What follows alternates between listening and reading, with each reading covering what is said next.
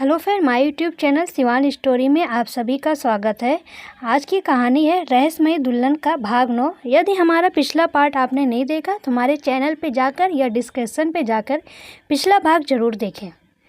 पिछले भाग में अब तक आपने पढ़ा, शेखर चंद्रिका से नंदिनी का नाम सुनकर घबराकर कमरे से बाहर निकल जाता है। शेखर के रूखे व्यवहार से दुखी चंद्रिका कमरे से बाहर निकलकर शेखर को शशांक का खून करते हुए देखती है। अब आगे की कहानी। शेखर बरामदे में एक चौकी पर गुमसुम बैठा हुआ था। उसकी आंखों से लगातार आंसू बह रहे थे। उसे खुद पर गुस्सा आ रहा था कि उसने चंद्रिका के साथ इतना बुरा व्यवहार किया। उसकी वजह से चंद्रिका की आंखों में आंसू आ गए थे और वो चाह कर भी चंद्रिका का कोई सहारा नहीं दे पा रहा था, बल्कि उसकी राह मुश्किल बना रहा था। उसकी इच्छा हो रही थी कि वो चंद्रिका के पास जाए और उसे सारा सच बता दे। चंद्रिका को सच बताने के लिए जैसे ही शशांक चौकी पर से उठकर चंद्रिका के कमरे की ओर जाने लगता है, पीछे से एक आवाज़ उसे रोक लेती है। तो तुमने फैसला कर ही लिया है उसे सब बताने का? शेखर ने पीछे मुड़कर देखा तो वही औरत खड़ी हुई थी जो चंद्रिका की मदद करना चाहती थी। उन्हें देखते ही शेखर के कदम रुक गए। उस औरत ने भले ही घूंघट डाल रखा था, लेकिन उसे शेखर की आंखों में आंसू दिख रहे थे। इससे पहले कि वो औरत कुछ बोलती, शेखर ने थोड़ी तेज़ आवाज़ में कहा, हाँ, मैं उसे सच बताने जा रहा हूँ, क्योंकि मैं उसे इस तरह तकलीफ़ में नहीं देख सकता। आज उसे सब कुछ याद आकर रहेगा। आज वो अपना सत्य जानकर रहेगी। इतना कहकर शेखर वहाँ से जाने लगता है कि तभी पीछे से उस औरत का सवाल सुनकर रुक जाता है। उस औरत का सवाल था, क्या तुम्हारे सच बताने से सब कुछ ठीक हो जाएगा? क्या चंद्रिका की मुश्किलें कम हो जाएंगे? क्या वो ऐसा होने देगी? क्या सब कुछ याद आने के बाद इस कहानी का अंत हो जाएगा? इतना कहकर वह शेखर के पास आती है और कुछ देर शांत रहने के बाद फिर कहना शुरू करती है, नहीं, ऐसा नहीं, कुछ नहीं होगा, बल्कि ये कहानी फिर वहीं पहुंच जाएगी जहां से ये कहानी शुरू हुई थी। फिर से वही तकलीफ़, वही इंतज़ार। तो मैं क्या करूं उसके लिए? मुझसे उसकी तकलीफ़ देखी नहीं जा रही है और अपने आंसुओं को मैं ज़्यादा वक्त तक छिपा नहीं पाऊँगा। ऐसा लगता है कि हम दोनों के भाग में ईश्वर ने मात परीक्षा ही लिख दी है। शेखर वहीं पर बनी हुई दूसरी सीढ़ियों पर बैठ जाता है और वह औरत भी शेखर के पास जाकर बैठ जाती है और शेखर उनके घुटनों पर अपना सिर रख देते हैं और एक लंबी सिसकी भरते हुए कहा, आप ही बताओ कि मैं क्या करूं? आप तो सब कुछ देख रही हैं। क्या आपको दुख नहीं होता चंद्रिका की तकलीफ देखकर? शेखर की आंखों के गिरते हुए आंसू औरत के आंचल पर पड़ते ही सूखते जा रहे थे। उस औरत ने शेखर के सिर पर प्यार से हाथ फेरते हुए कहा, मुझसे ज़्यादा तकलीफ और किसको होगी? तुम ही बताओ, तुम्हें क्या लगता है? क्या मेरी इच्छा नहीं होती उसे सब उसका सच बताकर उसकी सहायता कर सकूं? लेकिन मैं चाहकर भी ऐसा नहीं कर सकती, क्योंकि उसने अपने वचन में मुझे बांध जो दिया है और जब तक वो अपनी इच्छा से मुझे इस वचन से मुक्त नहीं कर देती, मैं उसकी कोई सहायता नहीं कर सकती। शेखर का मन कुछ शांत हो चुका था। उसने अपनी गीली आंखें पोंछी और उस औरत की गोद में से सिर उठाते हुए कहा, परंतु कोई ना कोई मार्ग तो अवश्य ही होगा उसकी सहायता के लिए, अन्यथा वो सभी अपने षड्यंत्र में सफल हो जाएंगे। शेखर की आवाज़ में चिंता झलक रही थी। नहीं, इस बार ऐसा कुछ नहीं होगा। इस बार महादेव की कृपा से चंद्रिका स्वयं ही हमारी सहायता कर रही है और वह यह बात स्वयं नहीं जानती। उसने मुझ पर विश्वास करना आरंभ किया है। इसका अर्थ यह है कि उसकी स्मृतियाँ भी शीघ्र ही लौट आएगी। उस औरत के इतना कहते ही शेखर के चेहरे पर एक आत्मविश्वास दिखाई देने लगा। उधर अपने चेहरे पर खून की छींटें देखकर चंद्रिका बहुत डर गई थी। वह जल्दी से उठकर स्नानघर की ओर भागी। वहां पर घुसते ही उसने सबसे पहले आईने में देखा तो उसे अपना चेहरा खून से लपटप दिखाई दिया। उसने जल्दी से अपना चेहरा धोया और फिर से आईने में देखा। इस बार उसे आईने में अपनी ही परछाई दिखाने लगी, जो उसे देखकर मुस्कुरा रही थी। उस परछाई के चेहरे पर एक शैतानी चमक आ गई। उसकी तरफ जोर से हंसते हुए देखा और कहा, शेखर ने तुम्हारा शशांक को तुम्हारे सामने ही मार डाला और तुम कुछ नहीं कर पाई। क्या यही है शशांक के लिए प्यार? क्या तुम्हारे मन में अपने प्यार के लिए न्याय करने की इच्छा नहीं है? क्या तुम्हें इतना भी साहस नहीं कि तुम अपने प्रेम का न्याय कर सको? जिस प्रकार शेखर ने शशांक की मृत्यु दी, उस प्रकार क्या तुम्हें शेखर को? इससे पहले कि वह परछाई आगे कुछ बोल पाती और चंद्रिका ने चिल्लाते हुए कहा, शेखर ऐसा कुछ नहीं कर सकता, समझी तुम? तुम जो कोई भी हो, मैं तुम्हारे बहकावे में नहीं आने वाली। मैं जानती हूँ कि यहाँ जो कुछ भी हो रहा है वह जरूर किसी का रचा गया षड्यंत्र है, जिसे मैं कभी सफल नहीं होने दूंगी। इतना कहकर चंद्रिका ने जैसे ही उस परछाई को छूने के लिए हाथ आगे बढ़ाया, वह परछाई गायब हो गई और आईना अपने आप ही टूटकर बिखर जाता है। यह देखकर उसे एक पल के लिए डर लगा, लेकिन अगले ही पल उसने अपने अंदर एक अद्भुत शक्ति का अनुभव हुआ। उसके चेहरे पर एक आत्मविश्वास से भरी मुस्कान तैर गई। उधर जब स्नान घर में चंद्रिका के छूने पर आईना टूटकर बिखर रहा था, तब उसी हवेली के किसी दूसरे कमरे में रखा हुआ एक बड़ा सा आईना भी टूटकर बिखर रहा था। इस बिखरते हुए आईने को देखकर किसी के हाथ कँपकपा रहे थे। उसके दिल की धड़कनें बढ़ी हुई थी। उसकी तेज चलती हुई सांसों को सुनकर अंदाजा लगाया जा सकता था कि उसकी कोई योजना विफल हो गई थी। चंद्रिका के विरुद्ध इस योजना की सूत्रधार और कोई नहीं बल्कि त्रिपाला थी। ये क्या हो रहा है त्रिपाला? यह आईना इस तरह टूट कर क्यों बिखर रहा है? क्या तुम्हारे भ्रम जाल टूट गया है? क्या हमारा परसों का परिश्रम वृथा हो गया है? क्या हमें फिर से प्रतीक्षा करनी होगी?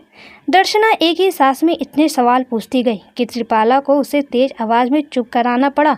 शांत हो जाओ दर्शना, मेरे होते हुए ऐसा कुछ नहीं होगा। यह तो मात्र एक छोटा सा परीक्षण था, जिसके विफल होने का ये अर्थ नहीं कि हम अपनी योजना हार चुके हैं, त्रिपाला ने कहा।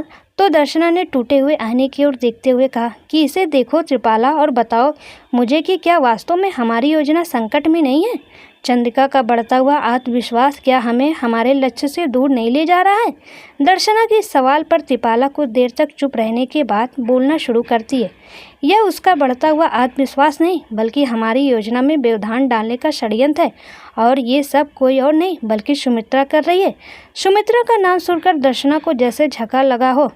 उसके मुंह से एक शब्द तक नहीं निकला। उसका चेहरा गुस्से से लाल हो गया। उसने कुछ देर तक चुप रहने के बाद उसने त्रिपाला से सख्त लहजे में पूछा, ये सब कुछ उस पुजारिन, उस सुमित्रा का षड्यंत्र है? लेकिन वो चंद्रिका की सहायता कैसे कर सकती है, जबकि चंद्रिका ने स्वयं ही उससे उसकी सहायता न करने का वचन दिया था? त्रिपाला ने तब कुछ याद करते हुए कहा, चंद्रिका ने उससे अपनी सहायता न करने का वचन लिया था, प्रश्न न पूछने का नहीं। और तुम तो जानती हो ना, उसके प्रश्नों का उत्तर तो स्वयं ईश्वर के समक्ष एक अनुत्तरित प्रश्न बन जाता है। तो क्या उसने शेखर को भी सच बता दिया होगा? उसे तो सच बता सकती है, दर्शना ने त्रिपाला से पूछा।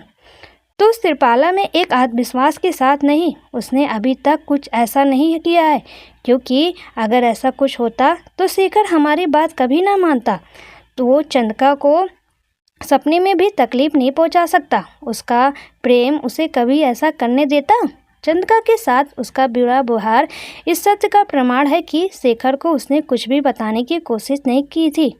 शेखर को अपने बारे में कुछ भी याद नहीं आया है। इधर चंद्रिका ने भले ही अपनी डरावनी परछाई का सामना बड़ी हिम्मत से किया था, लेकिन उसके मन में डर बना हुआ था। अब तक उसके साथ जो कुछ भी हुआ था, इसके बाद उसे अपनी आंखों पर संदेह होने लगा था। लेकिन वह कपड़ों पर लगी हुई मिट्टी और उसके चेहरे पर लगा यह खून इस बात का संकेत था कि अब तक उसके साथ जो कुछ भी हुआ था उसमें कुछ न कुछ सच्चाई तो थी। लेकिन सब कुछ एक सपने की तरह कैसे हो सकता है, जहां वो हर बार नींद में उठती रही थी? इतना तो उसे समझ में आ गया था कि यह उसके विरुद्ध रचा गया कोई षड्यंत्र है। यह सब सोचते सोचते चंद्रिका जैसे ही पीछे मुड़ी, उसे अपना ही जला हुआ शरीर दिखाई दिया, जो उसे देखकर मुस्कुरा रहा था। चंद्रिका अपने जले हुए शरीर को देखकर डर जाती है। उसकी धड़कनें बढ़ जाती है, सांसें तेज हो जाती है, आवाज़ गले में ही अटक जाती है। उसे यकीन नहीं हो रहा था कि वो अपने ही जले हुए शरीर को देख रही थी। वह शरीर धीरे धीरे चलता हुआ उसकी ओर मुस्कुराते हुए आ रहा था। उसने वही कपड़े पहन रखे थे जो चंद्रिका ने अपने गृह प्रवेश के समय पहने हुए थे। उसका आधा चेहरा जला हुआ था और आधे चेहरे पर लाल चंदन का लेप लगा हुआ था। उसके बाल बिखरे हुए थे और दाहिने हाथ में खून बह रहा था। जैसे जैसे वह जला हुआ शरीर चंद्रिका की ओर बढ़ रहा था, वैसे वैसे चंद्रिका पीछे की ओर जा रही थी। उसने डरते डरते उसे जले हुए शरीर से पूछा, कौन हो तुम और क्या चाहती हो? चंद्रिका का ऐसा सवाल सुनकर वह शरीर इतने जोर से हंसी कि उस हंसी की आवाज़ पूरे कमरे में गूंज उठी। उसकी हंसी सुनकर चंद्रिका की दिल की धड़कन लगभग बंद हो गई। फिर धीरे धीरे उसकी हंसी बंद हुई तो चंद्रिका के दिल की धड़कन भी समान हो चली थी। उसने चंद्रिका की ओर मुस्कुराते हुए देखा और कहा, क्या वास्तव में तुम मुझे नहीं जानती? नहीं, मैं तुम्हें नहीं जानती हूँ। मैं तो आज तुम्हें पहली बार देख रही हूँ। कौन हो तुम और कमरे में कैसे? चंद्रिका ने पूछा। उस अधजले शरीर ने आईने की तरफ इशारा करते हुए कहा, मैं वो हूँ और वहीं से आई हूँ। चंद्रिका ने पीछे मुड़कर देखा तो उसे आईने में अपना रूप धीरे धीरे बदलता हुआ नजर आया। उसका शरीर भी ठीक उसी तरह जलने लगा। उसके कपड़े भी धीरे धीरे बदल गए। उसने आधे चेहरे पर भी धीरे धीरे सिंदूर फैलने लगा था और उसका भी आधा चेहरा जला हुआ था। उसके दाहिने हाथ से भी खून बह रहा था। अब चंद्रिका पूरी तरह से अधजली लाश में बदल चुकी थी। खुद को आईने में इस तरह से देखकर चंद्रिका को यकीन नहीं हुआ। उसने पीछे मुड़कर देखा तो वहां जली लाश गायब हो गई थी। उसने वापस आईने में खुद को देखा। उसने जब आईने को छुआ तब उसकी आंखों के सामने कुछ धुंधली सी यादें तस्वीर के रूप में घूमने लगी। अब उसकी आंखें क्रोध से लाल हो गई। उसका शरीर क्रोध से कांप उठा। वह जोर से चिल्लाते हुए बेहोश हो गई। इससे पहले कि चंद्रिका जमीन पर गिरती, उसे शेखर ने अपनी बाहों में थाम लिया। शेखर की आंखों में आंसू थे जो उसकी पलकों पर आकर ठहर गए थे। उसने चंद्रिका को उठाकर पलंग पर लिटाया और उसके सिर पर हाथ फेरते हुए कहा, मुझे माफ़ कर दो चंद्रिका, परंतु हमारे लिए इस सत्य का ज्ञान आवश्यक हो गया था कि तुम एक शरीर नहीं बल्कि। और इससे पहले कि शेखर आगे कुछ बोल पाता, आईने में उस अधजली लाश का रूप बदल गया और उसने चंद्रिका का रूप ले लिया। फिर उसने शेखर से कहा, ठहर जाओ शेखर, इतनी अधीरता उचित नहीं होगी तुम्हारी चंद्रिका के लिए। शेखर ने उसे देखते हुए कहा, ये बात तुम कह रही हो? तुम तो सब जानती हो, फिर भी इसकी सहायता नहीं कर रही हो। कैसे देख सकती हो तुम इसे इस अवस्था में? शेखर की बात सुनकर आईने की परछाई वाली चंद्रिका ने कहा, इसे इस अवस्था में देख पाना हमारे लिए भी सरल नहीं है शेखर। हम सभी चंद्रिका का एक हिस्सा हैं और वह हमारा। हम सभी ने अपने बंधनों में रहकर उसकी सहायता करने का प्रयास किया, किंतु हमारे प्रयास नहीं हुए। हम सभी अपने प्रयास जारी रखेंगे, लेकिन अब महाकाल के उस मंदिर में निवास करती हुई वह पवित्र सिद्धि प्राप्त योगिनी ही तुम्हारी चंद्रिका की सहायता कर सकती है। इतना कहकर वह परछाई आईने से गायब हो गई। अब शेखर भी कुछ सोचकर बिस्तर से उठा और चंद्रिका को पीले रंग का एक चादर उड़ाकर कमरे से बाहर निकल गया। शेखर के बाहर निकलते ही जैसे वह कमरा हवा में गायब होता जा रहा था, उधर दर्शना और कृपाला किसी गहन मंथन में डूबे हुए थे। दर्शना बिस्तर पर बैठकर किसी सोच में डूबी हुई फूलदान के एक फूल की पत्तियां तोड़ तोड़कर जमीन में गिरा रही थी और कृपाला कुर्सी पर आंखें बंद करके बैठी हुई थी। हमारा हर प्रयास इस बार विफल क्यों हो रहा? क्यों कठिन हो चला है हमारा लक्ष्य हमारे लिए? कहीं तुम्हारे मन का अंधविश्वास तो इसका कारण नहीं, या फिर तुम्हारी शक्तियाँ अब निर्मल हो गई है? दर्शना ने त्रिपाला की ओर तंज कसते हुए कहा। दर्शना के तीखे शब्द त्रिपाला के दिल को छू गए। उसने आंखें खोलकर गुस्से भरी नज़रों से दर्शना को देखकर तेज आवाज में कहा, अपने शब्दों की मर्यादा का स्मरण रहे दर्शना, अन्यथा कहीं ऐसा न हो कि हमारी क्रोध तुम्हें ही भस्म कर दे। जिन शक्तियों के बल पर तुम प्रकृति के नियम बदलने की इच्छा रखती थी, आज उन्हें शक्तियों पर तुम्हें संदेह हो रहा है। लगता है कि तुम भूल रही हो कि इन्हीं शक्तियों के प्रभाव से हम सब अब तक। इससे पहले कि त्रिपाला अपनी बात पूरी करती, दर्शना का गुस्सा बढ़ गया। उसने त्रिपाला अपनी बात बीच में ही काटते हुए कहा, अपनी किसी भी कार्य में सफल न हो पाए? क्यों? ठीक कहा ना मैंने? तुमने अपना मानसिक संतुलन खो दिया है दर्शना, अन्यथा तुम्हारी इस फालतू की बातें में न तो हमें कोई लाभ मिलने वाला है और न ही इस समय इन सब बातों का कोई मतलब है। यह कहकर जैसे ही त्रिपाला बाहर जाने के लिए आगे खड़ी होती है, वैसे ही दर्शना पीछे से कहती है, तो क्या योजना है तुम्हारी? इस समय तो हमें उस महाकाल की महाभक्ति, उस योगिनी के विषय में कुछ न कुछ विचार करना होगा। त्रिपाला के माथे पर शिकंज उभर आई थी। इस बार दर्शना डर और गुस्से से कांप उठी थी। उसने तेजी से कदम बढ़ाकर त्रिपाला के पास जाकर कहा, क्या कहा? वह महाकाल की भक्ति सुमित्रा अभी भी चंद्रिका की सहायता कर रही थी? हमारे हर प्रयास के विफल होने के कारण वो सुमित्रा है, और तुम यह बात जानते हुए भी कि उस सुमित्रा के रहते हुए हम कभी भी अपने लक्ष्य तक नहीं पहुंच सकते, इतनी बड़ी भूल कैसे कर सकती हो? तुम उसे अपने इस समय चक्र का सदस्य कैसे बना सकती हो? तुमने उसी समय उसका कोई प्रबंध क्यों नहीं किया? आखिर क्यों? दर्शना लगभग चीखते हुए बोली। त्रिपाला ने भी कुछ तेज आवाज में कदाचित तुम भूल रही हो दर्शना कि सुमित्रा महाकाल की एक ऐसी भक्त थी जो जहाँ भी जाती थी अपने साथ मानव जात के लिए सौभाग्य लेकर जाती थी। भूल रही हो तुम कि उसका एक वंश भी संसार की समस्त दुर्भाग्यपूर्ण परिस्थितियों को अपनी उपस्थिति से सौभाग्य में परिवर्तन करने की शक्ति रखता है, और हमने तो उसकी आत्मा के एक अभिन्न अंग को अपने वश में करने का प्रयास किया। उसका पुत्र शशांक हमारे वश में है। यही कारण है कि उसने अभी तक सपने के माध्यम से ही चंद्रिका को उसका सच बताने का प्रयास किया, अन्यथा चंद्रिका की स्मृतियों को इस प्रकार अपने पास बंदी बनाकर रखना सरल नहीं होता। त्रिपाला अब फिर किसी सोच में थी। दर्शना का गुस्सा भी अब तक शांत हो चुका था। उसने त्रिपाला से कहा, ठीक उसी प्रकार से जिस प्रकार से तुमने उसे उसकी नकारात्मक ऊर्जा से प्रभावित कर शेखर को मारने का प्रयास किया था, लेकिन हम उसमें भी विफल रहे माँ सुमित्रा के कारण ही। दर्शना की आंखों में क्रोध की ज्वाला धधक रही थी। उधर शेखर उसी महाकाल के मंदिर के सामने आकर खड़ा हुआ था। एकटक उस मंदिर को देखे जा रहा था। उस मंदिर के आसपास एक हल्का सा तूफान आ रहा था, जिसकी वजह से उस मंदिर में लगी हुई हजारों घंटियां जोर जोर से हिलते हुए बज रही थी। शेखर काफी देर तक खड़ा रहा। थोड़ी ही देर बाद मंदिर का द्वार अपने आप ही खुल जाता है, जहां पर वो योगिनी घूंघट डाले हुए खड़ी हुई थी। उन्हें देखते ही शेखर उनके पास पहुंच जाता है, लेकिन मंदिर के अंदर नहीं जा पाता। वो योगिनी हाथ में पानी लेकर कुछ मंत्र बोलते हुए उस पर वह पानी छिड़कती है, जिसके पास शेखर महाकाल के मंदिर के अंदर कदम रखता है। उसके अंदर जाते ही मंदिर के कपाट बंद हो जाते हैं और उसे योगिनी का घूंघट एक कपाट के बंद होने से आई हवा की वजह से खुद ही हट जाता है, जिसके अंदर किसी और का चेहरा नहीं बल्कि चंद्रिका का ही चेहरा था। उन्होंने शेखर से हल्की सी मुस्कान के साथ मुस्कुराते हुए पूछा, क्या हुआ, ठीक तो है ना? उनकी बात सुनकर शेखर थोड़ी तेज आवाज़ में बोला, मैंने आपसे कितनी बार कहा है कि कम से कम आप तो मुझे इस नाम से मत बोला कीजिए। मुझे इस नाम से घृणा है और मैं यह नाम अपने जीवन में कभी नहीं सुनना चाहता हूँ।